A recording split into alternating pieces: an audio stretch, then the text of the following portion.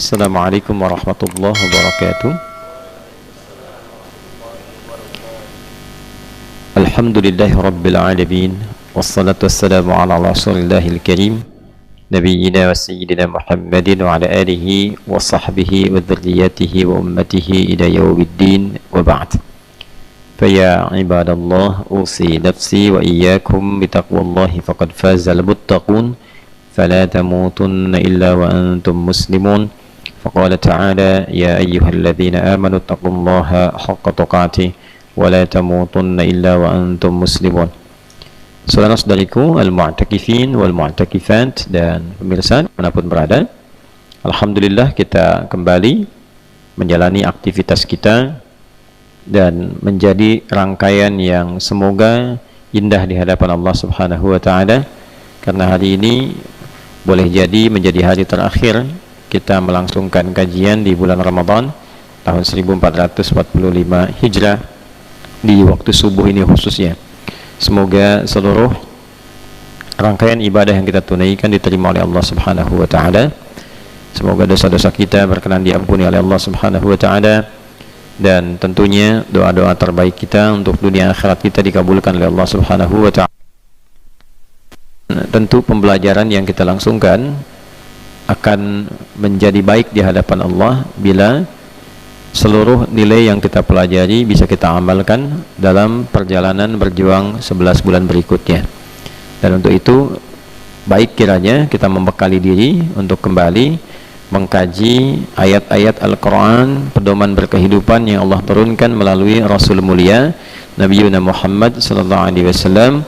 Semoga kita senantiasa diberikan kesempatan untuk mencintai beliau selama berkehidupan dan diberikan kesempatan untuk membersamai beliau serta keluarga dan sahabat-sahabat beliau sallallahu alaihi wasallam di surga kelak dengan izin Allah Subhanahu wa taala.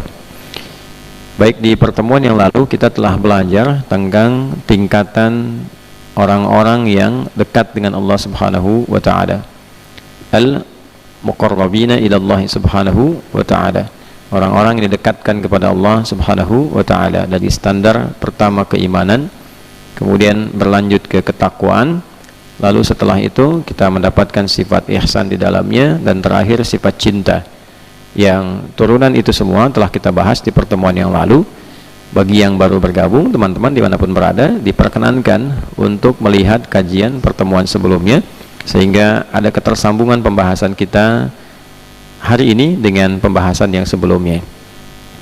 Pada standar keislaman telah kita jelaskan motivasi beribadahnya seperti apa, dampak ke kehidupannya bagaimana.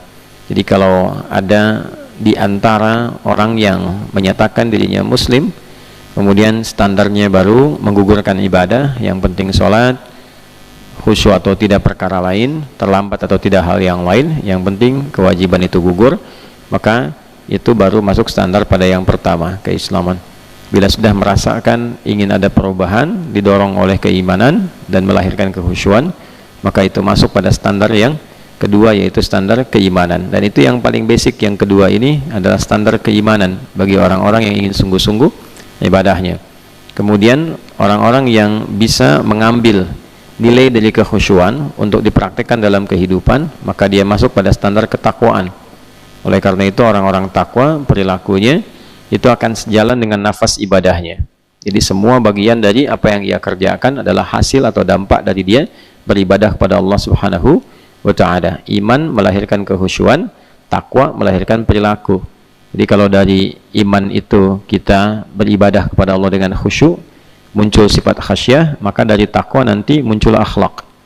Nah, akhlak yang dikerjakan karena Allah itu adalah sifat ihsan.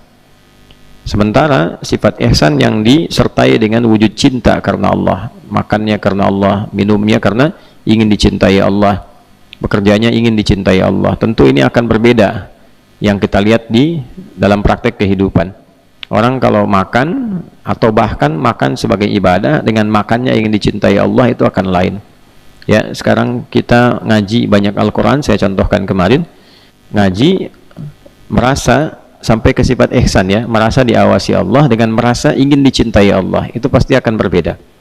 Ya, untuk itulah kemudian kita mempelajari setidaknya 4 tingkatan dalam mendapatkan cinta Allah Subhanahu wa taala. Di pertemuan yang lalu kita sudah belajar tentang cinta standar, yang standar ini hasilnya pun itu bisa istimewa.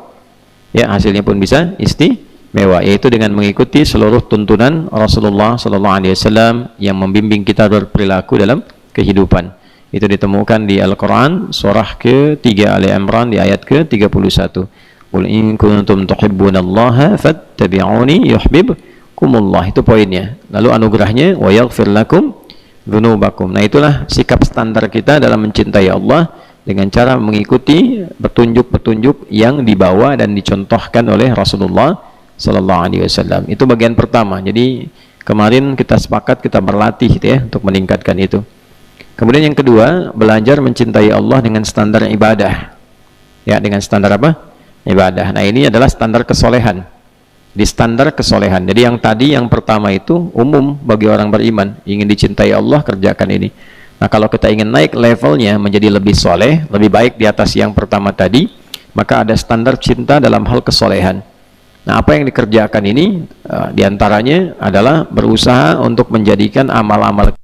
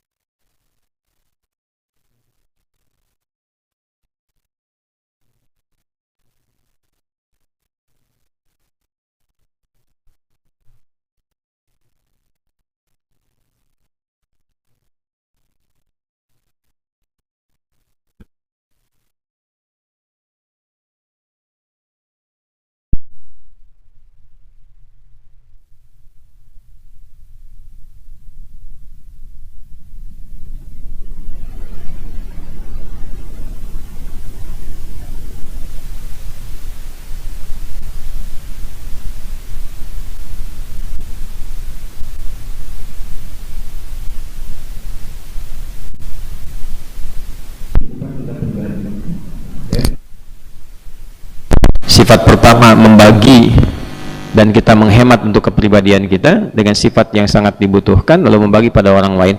Dapat kurma 1 bagi 2, kan? Itu contoh paling gampangnya saat-saat kita berbuka misalnya, kan? Dan tidak mudah melakukan itu, punya cuma 1 ya, kurma masih bisa dibaginya besar, koaci tuh bagi 2. Nah, itu hal-hal yang demikian tuh ya, kadang-kadang penting. Kalau berbagi 2 dengan anak kan bisa dikasih semua, ya kan? Dengan pasangan bisa dikasih semua, tapi mungkin dengan orang-orang yang datang membutuhkan belum tentu bisa diberi ya. Nah, ada kisah yang sangat menarik, ini tersambung ya, silsilah kisah-kisah ini. Dulu di era-era tahun 90-an tuh sangat viral kisah ini. Ada beberapa orang pejuang sedang berjuang di jalan Allah Subhanahu wa taala, kemudian dalam kondisi mereka di akhir itu kehausan. Yang pegang air itu cuman 1 orang, tinggal 1. Lalu dia melihat saudaranya lebih membutuhkan daripada dia, haus, padahal sama-sama haus, kan? Jadi kalau digambarkan di sini ada 4 orang lah kurang lebih, 1, 2, 3, 4. Yang di samping ini melihat ketika dia kehausan, akhirnya dia berikan air itu yang di tangan dia untuk 1 porsi itu kepada temannya. Kamu duluan, katanya, saudaraku, kan?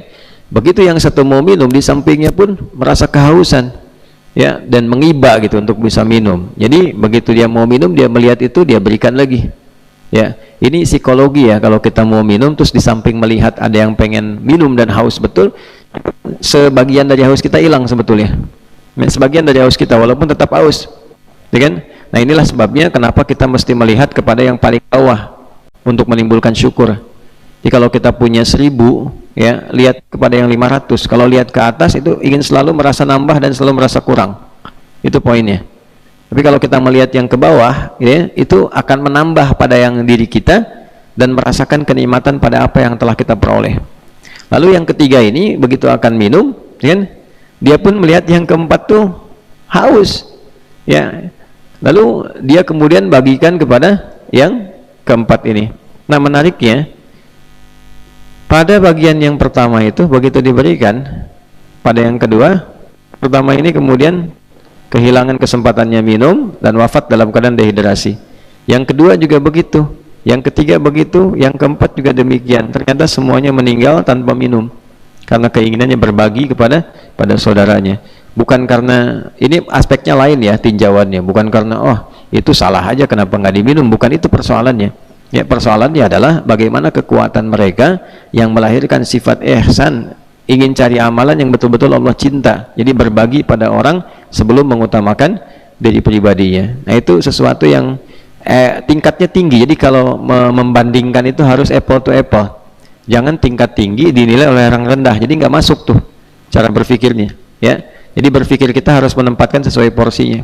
Sama kalau kita ingin menilai budaya di masa lalu, nah kita harus lihat landscape-nya masa lalu bagaimana, dilihat pada periode itu, jangan dinilai dengan yang sekarang ya. Misal terapannya Nabi SAW menikahi Sayyidah Aisyah, ya kan, dipinggit dalam usia yang sangat belia, kemudian mulai bergaul di usia tertentu, ya kan, sudah mulai masuk masa remajanya, haidnya dan seterusnya, dan diajari dengan hikmah untuk menambahkan pengetahuan.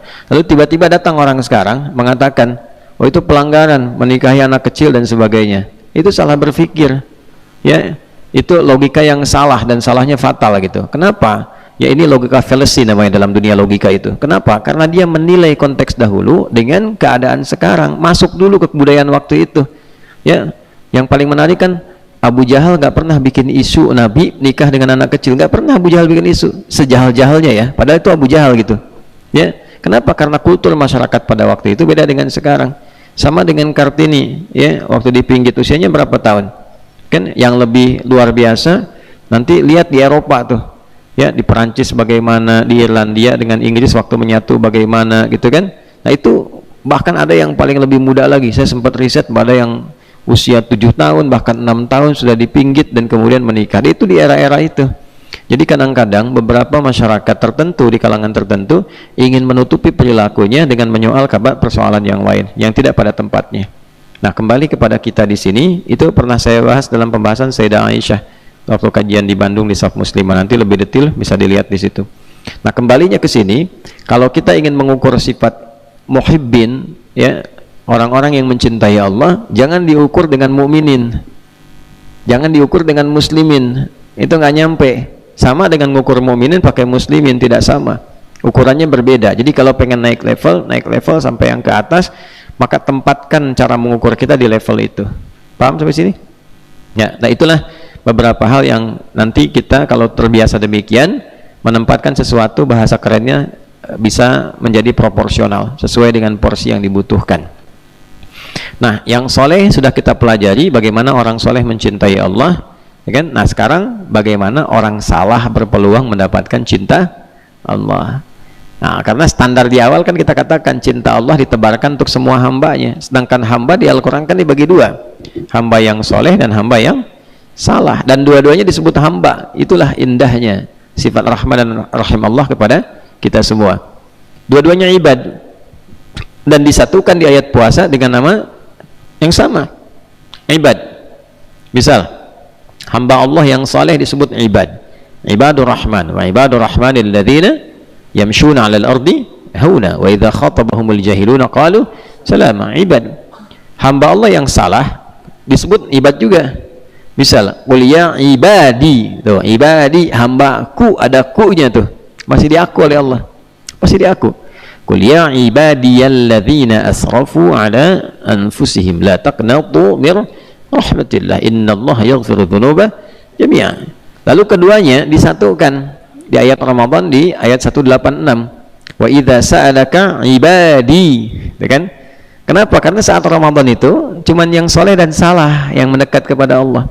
Yang soleh minta ditambah kesolehannya, yang salah minta taubat. Karena itu banyak orang taubat saat Ramadan. Banyak orang kembali dalam kebaikan saat Ramadan ya. Jadi antara soleh dengan salah mendapatkan porsi yang sama. Orang soleh bisa naik tingkat dari mukminin ke muttaqin, ke muhsinin, ke muhibbin. Orang salah pun itu bisa akselerasi bahkan langsung ke muhibbin. Dan banyak sekali orang-orang yang tadinya terpuruk tiba-tiba dapat cinta Allah, berubah mereka. Ada yang jadi wali gitu kan, ya. Wali-wali itu orang-orang soleh maksudnya. Ya, Allahu waliyul ladzina amanu yukhrijuhum minadh dhulumati ilan nur. Al-Baqarah ayat 257. Allah menjadi wali bagi orang-orang beriman, maksudnya pelindungnya, penyayangnya. Auliya Allahi la khaufun alaihim walahum yahzanun. Wali-wali Allah itu orang-orang saleh yang pada level tertentu ada yang tingkatnya sama tingkat mahabbah, ya, kecintaannya kepada Allah begitu tinggi. Nah, ini poinnya.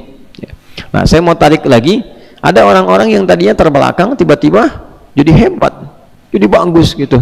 Ya, dan kalau kita kisahkan banyak sekali. Ya, di era sahabat ada. Contoh misalnya Umar bin Khattab radhiyallahu taala anhu. Itu kan memusuhi Nabi, bahkan menghunus pedang ingin membunuh Nabi. Takluknya cuma sama ya surat Toha, pembukanya Toha, 2 huruf takluk tuh. Ya kan? Tiba-tiba berubah jadi orang yang sangat saleh dan sangat mencintai Allah. Sangat mencintai Allah sehingga Allah berikan juga karamah kepadanya. Salah satu karamahnya nanti kalau kita baca manaqib ulama yang ada di kitab-kitab hadis, Al-Bukhari itu bab terakhir ini manaqib, keutamaan ulama. Di situ kalau pengen jadi ulama betulan, tiru itu. Ya, kalau pengen jadi ulama betulan, tiru. Kan ada cara mereka ibadah. Saya waktu di akhir-akhir di Tripoli itu, saya kumpulkan amalan 4 imam madhab, beli khusus untuk tahu Imam Abu Hanifah itu siapa, bagaimana jaga wudhunya dari isya sampai dengan subuh tuh nggak batal. Kebayang nggak tuh? Ya, sampai orang yang mandikan tuh komennya, aduh kamu ini meninggalkan amalan ya imam yang susah sekali ditiru gitu kan, susah ditiru.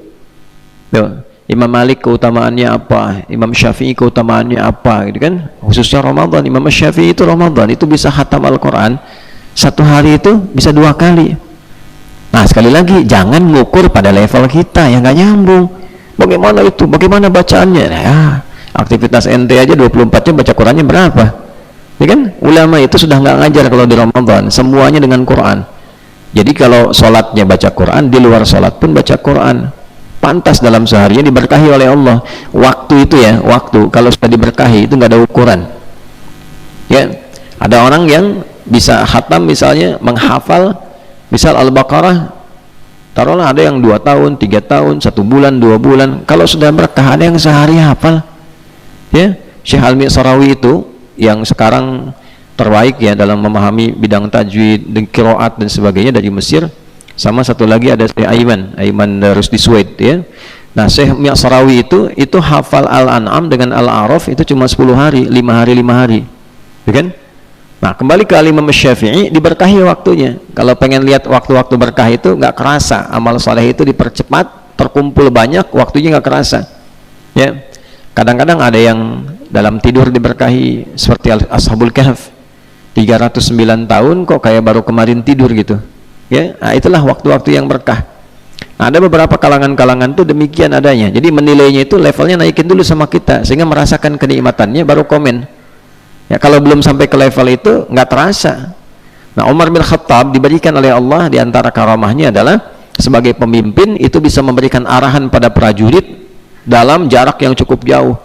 Prajuritnya sedang ya berada di zona militer, Umar di tempat lain, tiba-tiba begitu naik ke mimbar, Umar melihat ditampakkan oleh Allah, kasyaf, dibuka, ada pasukan musuh mau mengepung prajuritnya. Kata Umar, naik ke bukit sana, naik ke bukit sana gitu ya. Nah, orang-orang yang ada di situ prajuritnya mendengar suara Umar, naik ke bukit, pindah dan tidak terkepung. Yang hadirin yang sedang dengar khutbah bingung, loh Umar lagi tema apa kok kemana-mana itu kan. Ya bisa saya begini tuh tiba-tiba gitu kan, awas ada Batman, awas ada Batman, kan bingung di sini ada apa gitu kan. Misal saja contoh gitu ya. Nah, lalu apa yang terjadi? Yang terjadi kemudian ketika prajurit mereka itu pulang, ya pulang kembali dengan keselamatan dan kemenangan, baru ngobrol mereka. Saya kemarin waktu dalam situasi di medan laga itu, medan perang, dengar suara Umar mengatakan naik ke bukit sana, ke bukit sana. Barulah terkonfirmasi dengan jamaah yang hadir di masjid itu. Kami pun juga bingung kok di hari itu Umar mengatakan demikian. Nah, ini kalau sudah sampai ke level-level muhibbin itu, Allah berikan kenikmatan-kenikmatan yang lebih, yang memang tujuannya bukan untuk mencari itu. Jadi muhibbin itu kalau sudah masuk ke levelnya, tujuannya bukan untuk tampil memiliki kesaktian, bukan. Ya, saya pengen amalan supaya bisa terbang misalnya, ya kan? padahal tinggal naik pesawat aja gitu. Nah itu nggak begitu caranya. Jadi mengamalkan sesuatu bukan untuk mendapatkan kesaktian. Muhibbin tidak begitu. Ya innamal amalu bin ya, yang penting cinta Allah. Mau Allah kasih apa terserah, gitu kan? Ya nggak penting bagi dia. Yang penting saya mengerjakan sesuatu Allah cinta.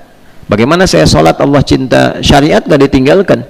Ya, bagaimana saya makan Allah mencintai saya, sudah. Nah jadi kalau sudah pada level-level demikian, ya, masya Allah banyak doa-doa yang terkabul. Ya ada ulama-ulama saleh itu yang kadang-kadang nggak diminta doanya tuh. Coba lihat, ada seorang saleh luar biasa, ilmunya banyak, takwanya tinggi, termasuk muhibbin. Ya apa yang terjadi begitu lewat, ada seorang bapak yang matanya buta, ya kan? Terus kata temannya yang satu, nanti ada ulama ya alim si fulan akan lewat tuh, dia deket banget sama Allah, coba kamu sapa ketika lewat, minta. Jadi begitu ulama itu lewat, alim itu lewat, dikasih tahu, dipanggil, dia fulan, saya minta tolong, mohonlah pada Allah supaya Allah menyembuhkan mata saya. Ya itu cuman 2 kalimat aja gitu yang disampaikan. Ya semoga Allah menyembuhkan matamu, gitu aja, terbuka lagi, sehat kembali. Ya jadi orang-orang, tapi bukan itu yang dicari, bukan supaya kalau berdoa begini, kalau menatap begini, kalau melihat Pak Endang Darmaji langsung kelihatan apa isi kepalanya, keinginannya apa gitu. Nah bukan itu yang dicari, bukan itu. Jadi puncak ketinggiannya adalah kepasrahannya untuk meraih cinta Allah Subhanahu wa ta'ala. Dan biasanya orang-orang begitu nggak pamer, ya nggak buka praktek gitu ya, dan tidak terlalu royal untuk memberikan informasi, biasa-biasa saja ya. Jelas sampai sini? Baik. Nah pada aspek-aspek demikian kita dapatkan ada orang-orang yang dulunya larut dalam kesalahan tapi kemudian melimpah dalam kesolehan. Ya kalau di kita yang dengar cerita-cerita di masa lalu, ulama-ulama kita misalnya ya tidak luput juga dari pantauan kita. Misal yang sering kali viral gitu kan, Sunan Kalijaga itu ya, apa latar belakang sebelumnya, itu bagaimana Allah kemudian memuliakan derajatnya dan sebagainya. Atau juga yang lain-lain yang bisa kita dapatkan, ustadz-ustadz ada yang dulunya kan aktif di dunia yang tidak mudah ya, misalnya dulu yang populer Anton Medan misalnya kan, siapa sebelumnya, lalu Allah angkat pada nilai kebaikan. Artinya orang-orang yang ingin berubah menjadi lebih baik itu pasti diberi peluang oleh Allah untuk kembali pada kemuliaan. Nanti hebatnya begini, kisah masa lalunya itu menjadi hikmah. Ada orang yang masa lalunya kelam jadi bincangan. Siapa dia? Emang dulunya juga begitu, pantas dia perampok, dulunya nyolong, kan? Terus itu begitu tuh. Nah kalau ini enggak, jadi walaupun dulu misalnya pernah mabuk, dulu pernah begini begitu, jadi hikmah, jadi kisah kebaikan yang menginspirasi. Itulah hebatnya ketika seseorang yang salah itu mendapatkan cinta Allah, maka bagian-bagian hidupnya berubah menjadi kebaikan. Tapi nanti cinta itu saat diturunkan levelnya tadi, naiknya sampai mana tuh? Apakah petunjuk awal jadi mukminin, naik jadi muttaqin, muhsinin, atau pada puncaknya jadi muhibbin yang betul-betul mengharap cinta Allah Subhanahu wa ta'ala. Baik, kita masuk pertama di Quran surah kedua Al-Baqarah di ayat 223. Sudah? Dari 222 dulu, 222 nanti ke 223.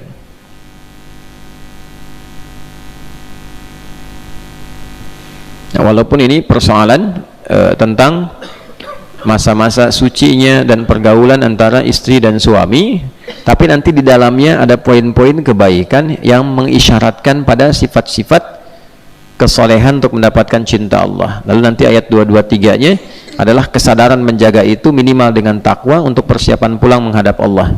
Ya, barulah diberikan kabar gembira dengan level keimanannya. Sudah? Baik, di ayat 222-nya dibuka dengan wa yas'alunaka 'anil mahiyid, gitu kan? Nah, lihat ke ujungnya, langsung ke ujungnya. Atau kita baca dari awal supaya ada ketersambungan yang baik. A'udzubillahi minasyaitonirrajim. Bismillahirrahmanirrahim. Wa yas'alunaka 'anil mahiyid qul huwa adhan fa'tazilun nisaa fil mahiyid wa la taqrabuhunna hatta yatahurna. Ada? fa idza tatahharna fa'tuhunna min haitsu amarakumullah. Dah, makanya di situ waqaf. Waqaf lebih bagus. Qaf dengan lam, ada alif. Waqaf aula, singkatan qaf lam kemudian ada alif, singkatan dari waqaf aula, berhenti lebih bagus. Karena dari segi makna ada korelasi, tapi nanti ada makna kedua yang sifatnya lebih umum. Itu maksudnya. Kalau sod lam alif sola tulisannya, wasola aula disambung lebih bagus.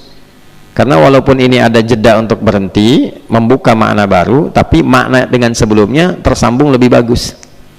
Ya, contoh begini misalnya. Ya, ini kan tentang ada orang minta fatwa, ya kan?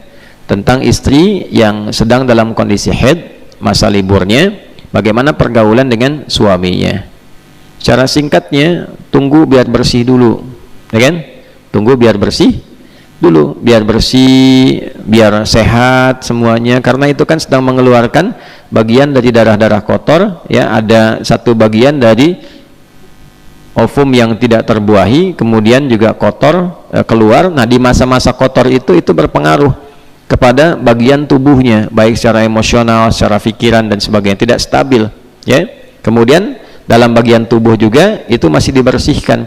Jadi tidak baik ada hubungan antara suami dengan istri di fase-fase itu, karena nanti dampaknya banyak, baik itu di dalamnya kotor ataupun di luarnya banyak secara emosi yang tidak stabil, ya kan? Tapi zik mana zik ada nggak? Wah, itu zik. Nah, kalau nanti sudah nikah, sudah sidang, sudah jelas gitu kan, kuliahnya nikah misalnya, ya.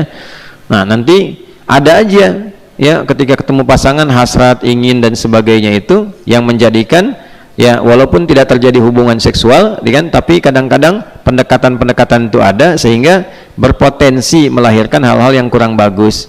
Disitulah kemudian muncul terakhirnya taubat. Innallaha yuhibbut tawwabin wa yuhibbul mutatahhirin. Kalau kamu ada kesan pengen melanggar itu, perbaiki, taubat gitu kan. Nah, dan juga Allah senang orang yang senang menyucikan diri. Jadi istri menyucikan diri, kita pun menyucikan jiwa, sama-sama menjaga keadaan itu. Kalau ada kondisi terprovokasi oleh setan, hadirkan sikap taubat supaya mendapatkan nilai kebaikan di sisi Allah. Itu makna ketersambungannya. Tapi ujung ayat ini ketika ada waqaf aula, qa, kemudian lam dan alif, ada nggak di atasnya? Itu kan qaf, lam dan alif kan? Ya kan? Waqaf aula tuh di situ itu. Maksudnya apa? Bagian terakhir ini itu membuka makna baru yang sifatnya umum. Al-ibaratu bi umumil lafzi la bi khususis sababi. Hukum itu diambil dari kadar keumuman lafaznya, tidak diambil dari kekhususan sebabnya. Jadi bagian kedua, paragraf kedua di bagian ayat ini menunjukkan pada satu hukum yang baru, yang penting nilainya, yang tidak terkorelasi langsung dengan paragraf sebelumnya di ayat dimaksud. Paham nggak sampai sini? Nah, apa hukum barunya?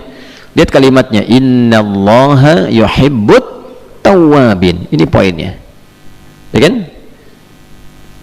Inna, sekali lagi sering kita sampaikan, harfu nasbin wa taukidin tansibul isma wa tarfa'ul khabara mabniyun 'alal fathi la mahalla lahu minal i'rab. Tuh ya, Ji, nanti kalau mau niru apalin tuh.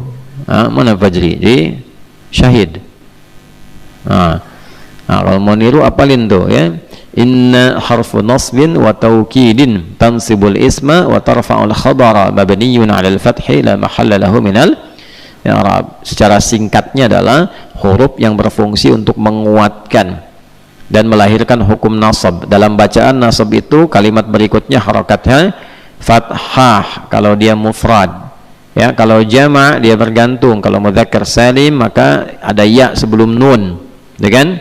Innal muslimin, ya kan? Innal mu'minin dan seterusnya. Kalau dia jamaknya misalnya muannats salim, ya, maka di ujungnya adalah kasrah, ya. Innal muslimina wal muslimati, ya, mu'minina wal mu'minati. Jelas ya?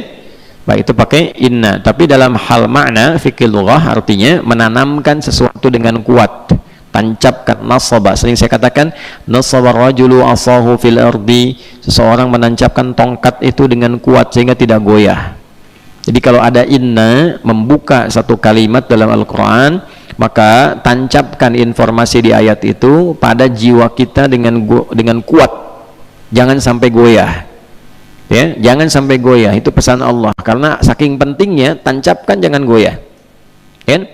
Innallaha, tancapkan pada hatimu jangan sampai goyah, kuatkan pada jiwamu, sungguh Allah itu yuhibbut tawwabina. Ya, amat konsisten mencintai. Penting ya, amat konsisten mencintai. Karena itu fi'il mudhari'.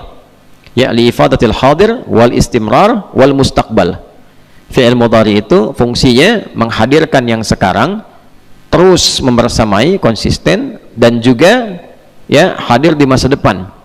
Jadi maksudnya sekarang terus sampai kapanpun, present, continuous, and future. Ya, itu bahasa Inggrisnya kurang lebih demikian. Jadi yuhibbu, sekarang akan mencintai kalau engkau melakukan ini. Kalau engkau terus menjaga itu, Allah pun konsisten mencintaimu sampai kapanpun, sampai nanti engkau pulang kepada Allah, engkau pulang dengan status yang sangat dicintai. Nah, siapa yang meraih ini? At-tawwabin, orang-orang yang senang taubat. Ya, orang-orang yang senang apa?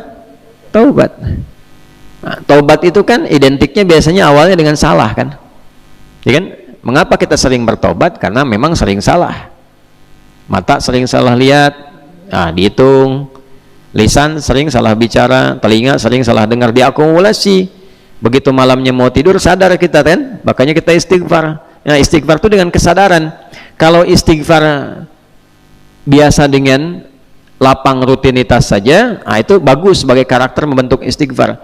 Tapi kalau di istighfar itu diisi dengan sifat cinta untuk mencintai Allah, nah ini peluangnya dapat ini. Gitu.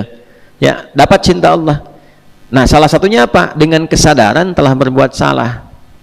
Coba kalau mau tidur tuh istighfar. Pernah nggak istighfarnya gini, misalnya istighfarin mata nih, terus diingat-ingat tadi salah siapa, mata salah lihat apa, ya kan? Telinga salah dengar apa, otomatis pasti kita merasa. Pasti itu. Dalam keseharian ini tuh pasti merasa.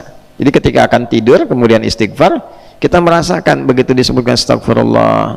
Coba latihannya begini ya. Misal astagfirullahaladzim, astagfirullahaladzim, astagfirullahaladzim, terus diurut tuh mata, telinga, lisan sampai ke kaki, itu hasilnya beda dengan sekedar kita astagfirullah, astagfirullah, astagfirullah, beda hasilnya, lain ya. Nah, ini poin. Kalau taubat itu dilakukan untuk mendapatkan cintanya Allah dan berlangsung konsisten, taba, kan? Taba. Kalau terus berlangsung, tawwab. Kalau banyakkan, tawwabun. Kalau jadi objek dari Allah untuk dicintai, tawwabin. Jelas? Taba yatubu. Ya, kita tasrifnya yang benar. Ya, tasrifnya. Jadi ngajinya enggak patah-patah. Ngaji patah-patah itu dengar, lompat, ya kan? Makanya waktu menasrif itu tasrifnya kemana-mana. Taba yatubu yutuban, ya kan? Pas baka yu facebooku bukan, Instagram ya standrimu instagraman, ya. Ya kan? Allahu akbar. Jelas? Baik. Taba yatubu, ya, taba itu bertaubat, kembali kepada yang baik.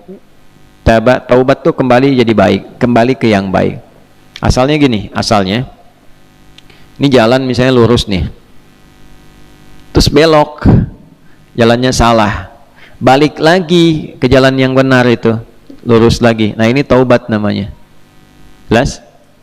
Nah, jadi mengembalikan kita kepada track yang benar, itu taubat namanya, bahasa singkatnya. Paham ya? Insyaallah ya.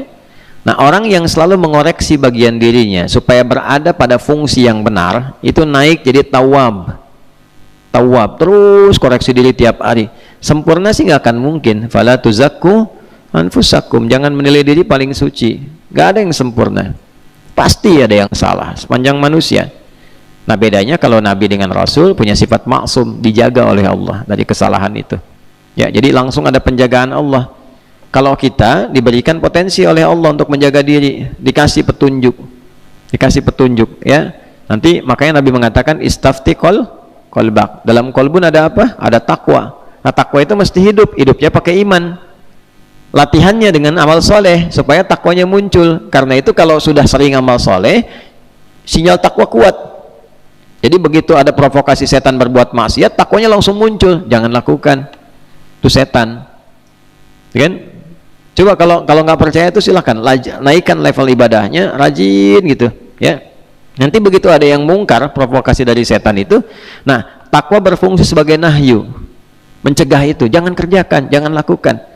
Nah, kalau takwa tidak dilatih dengan amal soleh, sinyal imannya meredup. Itu yang menjadikan orang-orang yang jarang ibadah itu mudah dan rentan terkena maksiat. Ya, ada yang level kedua, kan yang diaktifkan dalam takwa iman. Ada orang ibadah tapi tidak mengaktifkan iman. Ya, artifisial aja, cuman luarnya aja kelihatan gerak-gerak, imannya nggak aktif. Sama dengan begini. Halo, apa kabarnya di sana? Masya Allah, sehat-sehat ya. Padahal sinyalnya nggak ada. Nyambung nggak? Handphonenya nyala, sinyal nggak ada. Bisa terkoneksi nggak? Enggak, cuman gaya aja seperti orang nelpon. Pencet-pencet, ya. Tuh, padahal nggak nyambung apa-apa, cuma lihat foto-foto doang tuh. Ya. Yang lainnya nggak kelihatan. Nah, itulah seperti itu. Jadi iman itu mau naik turun tergantung kita mendapatkan dan berusaha menghadirkan sinyalnya. Antum kan kalau nelpon nggak ada sinyal, ambil jalan. Entar nih sinyalnya nggak ada. Kenapa ketika terkoneksi dengan Allah tidak mengaktifkan sinyal? Ya. Tapi jangan juga menggunakan cara-cara yang tidak tepat. Bukan waktunya telepon. Ya, paham ya? Nah, jadi itu kondisinya kayak gitu. Jadi kalau kita naikin sinyalnya dengan baik, sinyal takwa keluar, nanti mode pencegahan ada. Mode untuk support juga ada. Yang hebatnya begini, support itu belum waktunya sudah diingatkan. Misal nanti sholat zuhur siang, padahal belum zuhur, baru habis subuh sudah ingat zuhur. Kalau modenya kuat, ya nanti Idul Fitri besok, jangan dulu sekarang, kan? Diingatkan tuh. Jadi begitu ada yang misalnya tidak sesuai standar, hatinya langsung berkata, oh ini ada yang kurang tepat gitu. Nanti kurang tepat itu mengimbangi yang tepatnya seperti apa, dan responnya pun bagaimana gitu. Nah, itulah sinyal-sinyal itu yang kita naikkan. Yang paling menarik adalah orang-orang yang ingin bertaubat, Allah diberi peluang, oleh Allah diberi peluang akselerasi percepatan mendapatkan cinta Allah. Bayang nggak tuh? Tadi di awal saya buka dengan kisah-kisah yang sangat luar biasa. Ya, tokoh-tokoh terdahulu banyak, ya, Ibnul Mubarak, kan? Kemudian juga ada Ibnu Dinar dan sebagainya, gitu, Malik bin Dinar. Itu lihat latar belakang sebelumnya mereka siapa. Di zaman-zaman Nabi paling banyak, karena kan hidupnya jahiliyah. Ya, kalau ingin lihat wali-wali terbaik tuh di era Nabi, sahabat-sahabat itu. Jundub bin Junada, kok bisa dari kepala preman pembegal tiba-tiba menjadi penyampai hadis, orang paling soleh di kampungnya pada eranya, ya, sehingga beliau memviralkan tentang kotanya, kampungnya yang tadinya pembegal berubah jadi pada baik atas fadilah apa? Fadilah taubat, ya, fadilah taubat. Diajarkan oleh Nabi, dibawa pulang, diajarin ilmu taubat. Setelah itu dekatkan diri kepada Allah, tiba-tiba viral, kampungnya berubah jadi baik, sampai orang tahu nih, kalau dulu kalau lewat Ghifar mesti siapin setoran, kalau enggak habis barang kita. Kalau sekarang, Masya Allah, orang Ghifar, orangnya taat-taat, baik-baik, maka dikenal dengan Al-Ghifari. Nama aslinya Jundub bin Junadah. Ya, Al-Imam An-Nawawi sampai memasukkan itu, ya, hadis-hadis beliau itu, bahkan dalam, ya, di bagian pembuka yang Al-Arba'in itu masuk hadis ke-18 itu kan Jundub bin Junadah, dan itu hadisnya hadis takwa. Dan seringkali Jundub ini duet dengan Muadz bin Jabal dalam periwayatan hadis. Jadi kalau antum belajar sanad-sanad hadis, itu seringkali menemukan duet maut antara, ya, Jundub bin Junadah dengan Muadz bin Jabal. Ya, duet maut itu kan artinya kuat, hebat gitu kan, dan seterusnya. Itu sanad-sanadnya itu muttasil dengan baik, isinya pun luar biasa, dan rata-rata isi-isinya itu pengingat kepada nilai kebaikan. Ya, haddatsana qala, perhatikan kalimatnya, ya, an Jundub bin Junadah wa Muadz bin Jabal radhiyallahu taala anhuma, an Nabi sallallahu alaihi wasallam qala ittaqillaha haitsuma kunta wa atbi'is sayyi'atal hasanata tamhuha. Tuh, bertakwalah engkau kepada Allah dimanapun kau berada, ikutin yang buruk-buruk dengan yang baik, maka engkau berubah menjadi lebih baik. Hadis taubat kan, hadis taubat. Terus bangun tidur tuh yang alhamdulillah ahyana ba'da ma amatana, itu riwayatnya Jundub dengan Muadz juga berdua. Ya, Jundub bin Junadah, kemudian Mu'adz bin Jabal meriwayatkan hadis dari Nabi tentang bangun tidur, alhamdulillahilladzi ahyana ba'dama amatana wa ilaihin nusyur. Jadi kalau Allah ingin berkenan merubah, itu levelnya bisa langsung tinggi. Jadi kalau ingin mendekati Allah karena salah, rumus cepatnya dari Al-Quran tuh